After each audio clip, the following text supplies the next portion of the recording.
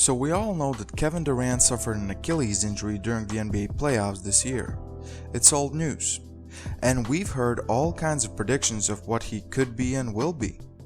Optimists like Ryan Hollins, or should I say insane people like Ryan Hollins, have said that he will be even better. Negative people, on the other hand, say that his All-Star days are as good as over. Wishful people, though, think that he could return and be as good as Dominique Wilkins was after his Achilles injury. So I was thinking, who am I? With which opinion do I side with? Am I a tweener who sits somewhere in the middle between all three? Well, except the Ryan Hollins one, cause I think there's absolutely no chance in hell that Kevin Durant will be better than he was.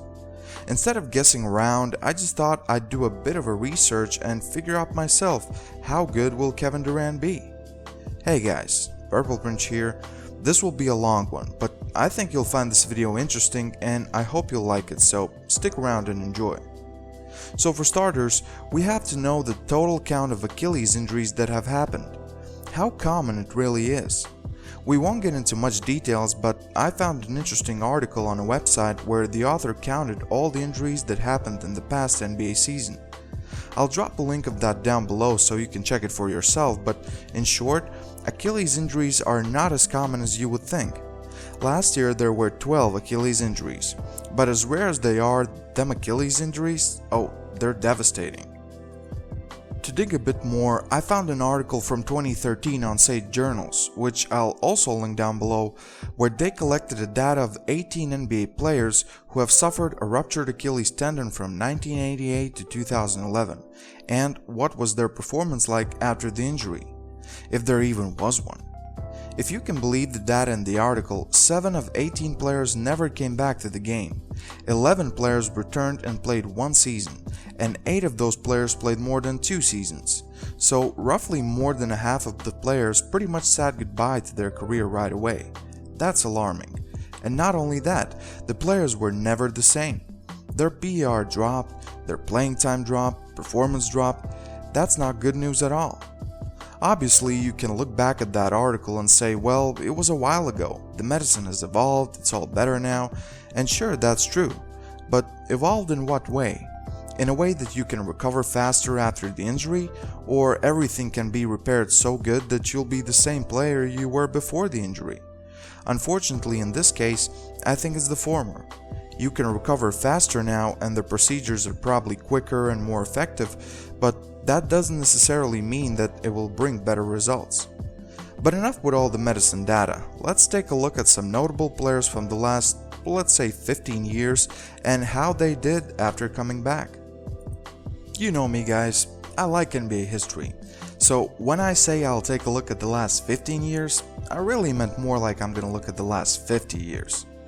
So the first notable player on this list is Elgin Baylor. Baylor suffered an Achilles injury on November 27, 1970. He was already 36 years old at the time, so he was definitely out of his prime. Still, we can make an example of him. Before the injury, in 837 games, Elgin Baylor averaged 27.4 points and 13.6 rebounds.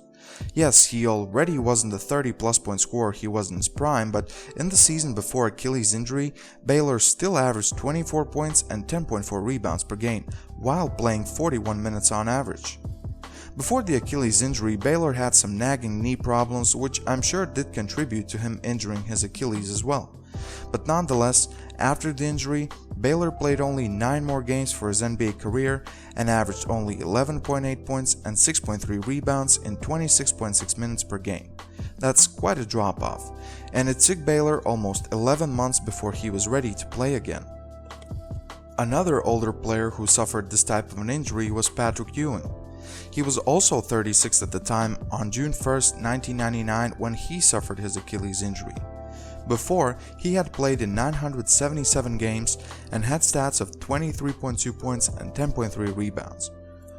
By that time, Ewing was already slowing down and didn't have healthy seasons, but his stats after the injury suggest the drop-off: 9.6 points and 7 rebounds in 206 games. You could say that he would have averaged those numbers nonetheless, but I'm sure the Achilles injury didn't help.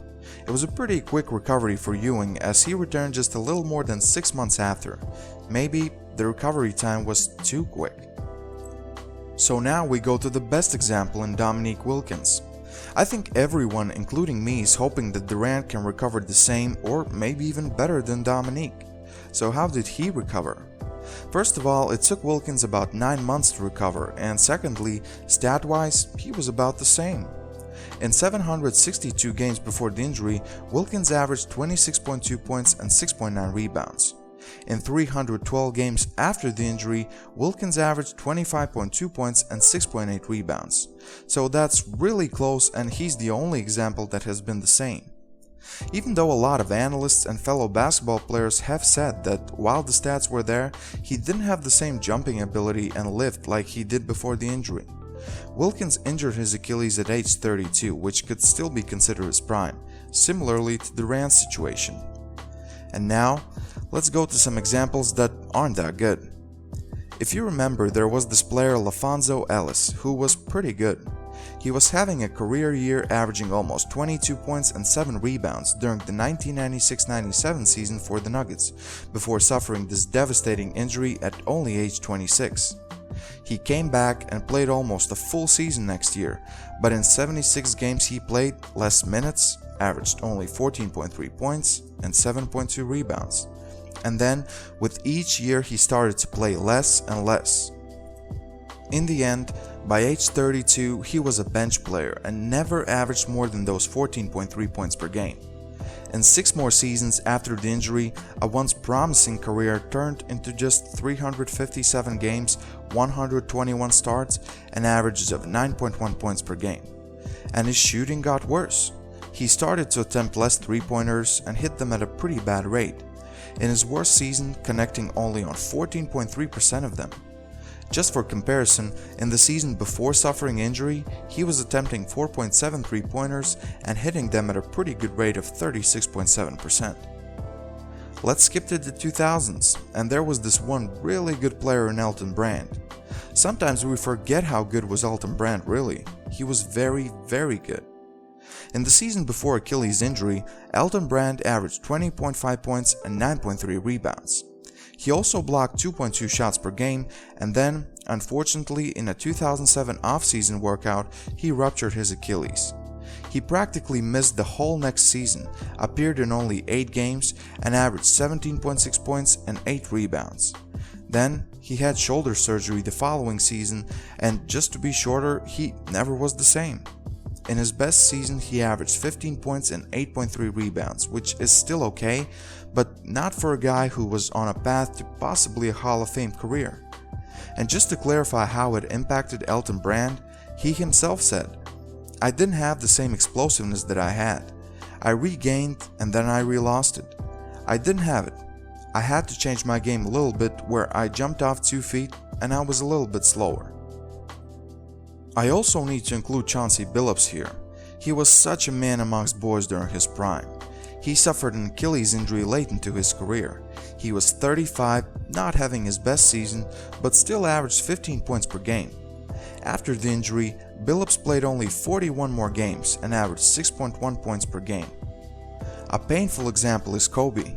Kobe Bryant injured his Achilles when he was 34 years old. It took him more than a year and a half before he would come back, and obviously he wasn't the same. Pre-injury, in 1,239 games, Kobe held averages of 25 points and 5.3 rebounds. And up until suffering the Achilles injury, Kobe was having a great year. He was averaging 27.3 points, 6 assists and 5.6 rebounds.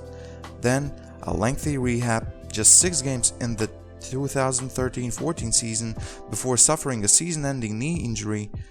In those 6 games, 13.8 points and 6.3 assists. In total, 107 games after the Achilles injury and averages of 18.9 points and 4.4 rebounds. He had lost his lift and just wasn't the same. This is for my Brazilian fans. What about Anderson Varejão? He's not in the same breath as Kobe, but still, he was a quality player. In 2012-13 season, Varejão averaged 14.1 points and 14.4 rebounds. Yeah, he was going through many injuries before the Achilles, but the last one just killed his career. Varejão suffered an Achilles injury at age 32 in December of 2014. He had a lot of health issues besides Achilles injury, but after it, his career was pretty much over. He played just 67 more games for his career, had a combined 588 minutes of game time, and averaged just 2 points and 2.4 rebounds in 8.3 minutes per game. Achilles just totally ended his career. And the list just goes on. Brandon Jennings suffered his Achilles injury at age 26 on January 2015. And what is it with that damn January? A lot of players suffered an Achilles injury in January. Anyway, before the injury, Jennings averaged 15.4 points and 6.6 assists. Quality numbers, right? After injury, just 23 games in, he was traded to Orlando. Then was in New York, Washington, Milwaukee. Wherever he went, his skill was just not there anymore. He never averaged more than 8.6 points for a season and never played more than 24.6 minutes per game. Just 143 games since 2015, and last season he wasn't on any team. So it's pretty safe to say his NBA career is done as well. In the same year, Wesley Matthews struck some bad luck. In his contract year, he was having a career year, 15.9 points per game, great 3-point shooting, great defense, and then, in March of 2015, at age 28, he popped his Achilles. He's been okay, he's been playing close to the same minutes he played before the injury, but his shooting has suffered. He doesn't have the same mobility on defense, and last season, he played for 3 teams and in total averaged 12.2 points. Another close to all-star level player, Rudy Gay, suffered his Achilles injury at age 30. He was having a good year in Sacramento in the 2016-17 season, averaging 18.7 points and 6.3 rebounds. After the injury, he's been a part of the San Antonio Spurs. His minutes have been reduced, but he's been able to carve out a nice role in San Antonio, and since has averaged 12.7 points and 6 rebounds, but still not the same. And this one just hurts, because he recently tore his ACL, which marks his 3rd major injury in 19 months. DeMarcus Cousins. At the time, he was recognized by some as the best center in the league. He had a great stint in Sacramento, then was traded to the New Orleans Pelicans, and in the midst of a great year with the Pelicans in 2017-18, he ruptured his Achilles. In 48 games before the injury with the Pelicans, Cousins averaged 25.2 points and 12.9 rebounds, and had 5.4 assists to go along with that. Almost a full year of recovery, and he was able to play just 30 games with the Warriors. His minutes dropped down significantly from 36.2 with the Pelicans to just 25.7 with the Warriors. Just like his stats, as with the Warriors last year, he averaged 16.3 points and 8.2 rebounds. He had some flashy moments, but didn't have the lift, the speed, the elusiveness he once had for a big man. And just recently he tore his ACL, which is just awful. Awful, awful, awful. What I want to tell you guys with all of this, there is no perfect example of how Kevin Durant will look when he comes back. All we know is that the players after an Achilles injury are never the same. Even Dominique Wilkins. While his stats were on par with what he averaged before the injury, his play wasn't the same. Maybe it wasn't all about him recovering so great, it was just he adapted perfectly to how he should play now after such an injury. Another thing to think about is, what I noticed is that a lot of these players do heal their Achilles but suffer many other injuries after. Maybe it's because they're afraid to injure their Achilles again, so they put more pressure on other body parts, or maybe it's just the human body. You injure something, it never fully heals, and you just compensate it with something else. As you don't have the same lift, your shot suffers as well. So it's not like Achilles injury is only devastating for players who are high flyers or whatever. The fact is that the outlook isn't bright, guys. So I just wanted to keep you real. It sucks. This injury just plain sucks. But I said I would give my prediction, so the best way to do is to do some math between all the players I mentioned here. We'll take the best examples, the good examples, the devastating examples, as we don't know which one of these could apply to Kevin. All we can do is guess. So in the season before or during the season the injury occurred, all these players combined averaged 239.1 points, 83.6 rebounds, 44 assists. Divide all them numbers by 12 players, and we have a combined player who before Achilles injury averaged around 20 points, 7 rebounds, 3.7 assists. In the next season after the injury, these players averaged 169.1 points, 66.3 rebounds, 29.7 assists, which gives us a combined player who averaged only 14.1 points, 5.5 rebounds, and 2.5 assists. So, percentage-wise, a player after an Achilles injury scored about 30% less, grabbed 21% less rebounds, and passed the ball 32% less. Those are alarming numbers in my mind. But what's even more alarming are the shooting percentages. Before the injuries, our combined players shot 46% from the field, 35.5% from the 3, and 79.2% from the free throw line. After the injuries, those numbers dipped to 42.8% from the field, 32.5% from the 3, and 78.9% from the free throw line. Those are notable drops. Never mind the fact that players shot and played much less after injuring their Achilles. If a player before the Achilles injury on average shot the ball 15.6 times per game, then after the injury that number dropped to 11.7. And minutes-wise, a player before Achilles injury on average played 34.5 minutes per game, while after the injury only 27.2. And keep in mind, I was the good guy here. For example, I didn't use Kobe's atrocious numbers in the 6 games he played right after coming back from Achilles. I gave him a benefit of the doubt by using his next season as an example. So what we have here are the following stats. Player A is the one before Achilles injury, and player B is the one after. Do you see the difference? Notable drops everywhere.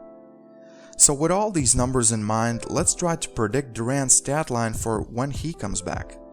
Before the injury, he was having a great year and a great playoff run.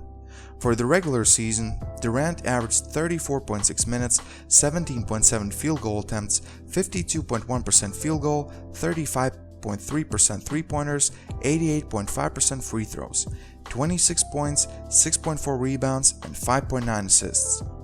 I think his minutes will go down. That will obviously attempt his field goal attempts, and based on the specifics of this injury, his field goal percentage will go down as well. And I'm not even counting defense here, guys. The only thing that really is not worsened by this injury is the free throw percentage, which kinda makes sense. So my rough prediction for Kevin Durant's stats when he comes back are 27.5 minutes per game, 15.2 field goal attempts, 48.1% field goals, 32.6% three-pointers, 88.4% free throws, 21.2 points per game, 4.8 rebounds, and 4.6 assists. I did not completely compare Durant to the averages I calculated because Durant was definitely not average. But we have to keep it real. When he comes back, he might be that casual 20+ point scorer on just okay percentages, not that Hall of Famer we used to see and love. That's it for this one, guys. It was a long one, but I hope you liked it. What are your predictions for Durant when he comes back from his injury? Do you think he will be better, the same, worse, much worse? Please leave a comment below and share your thought with others. I put some real effort for this video, so I'll appreciate if you leave a like. And if you really like the video, please consider subscribing to my YouTube channel and support me in the future. Thank you for everything. This is Purple Prince, and I'm out.